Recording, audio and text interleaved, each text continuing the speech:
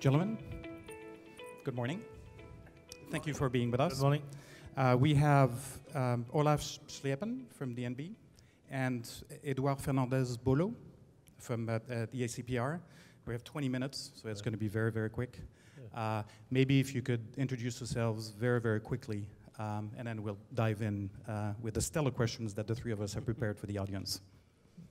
Yes, you already mentioned my name, Olaf Sleijpen. I work at the Dutch Central Bank, and I'm responsible for everything which has to do with regulation and supervision policy, both for banks, insurance companies, investment firms, and pension funds. Edouard?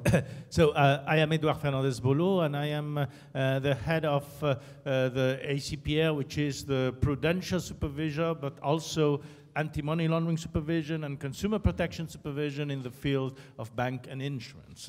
So in this field, we do have also payment institution, which is, of course, relevant for. Thank you. The subject of this talk, of this panel, is regulation versus innovation.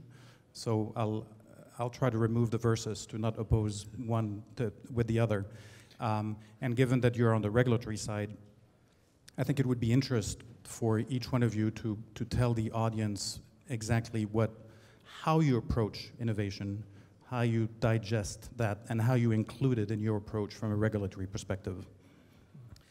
You already said it's not versus, so it's not innovation versus regulation. Having said that, of course, striking a certain balance is, of course, important, and it's also sometimes difficult. On the one hand, of course, as regulator, having innovation in the financial sector is important, and it's also not something new. It has been there for decades. A financial institution 100 years ago looked completely different than a financial institution now. But innovation is good for in terms of cost efficiency, in terms of meeting the demands of customers, also most likely for financial stability. But of course, there are also risks related to it. Risks in particular when it comes to operational risks, but also business model risks.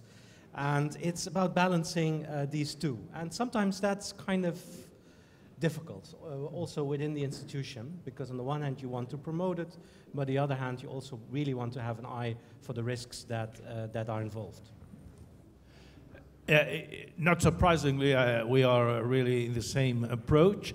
We want to benefit from innovation. I don't see why regulation should not benefit from innovation. So it's an important thing for us to be able to foster it.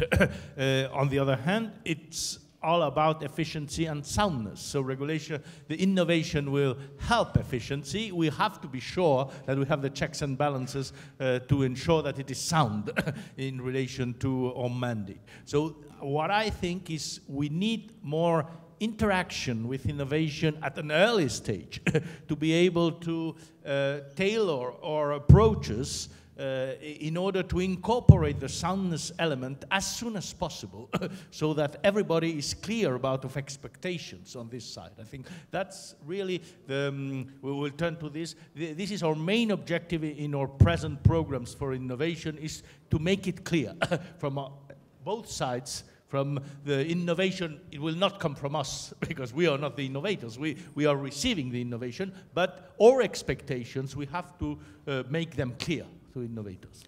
Edouard just mentioned, we want to, or we should participate or get involved earlier in the innovation process. Is it something that you share? Yes, very much so. Typically, of course, supervisors and regulators are sometimes behind the curve, let's put it that way. And I think it's very important not to be so. And one way of doing that is indeed reaching out, talking to them at early stages. And one of the things that we did in the Netherlands is, together with our co-supervisor, which is responsible for conduct supervision, the Authority of Financial Markets, is to establish what we call an innovation hub.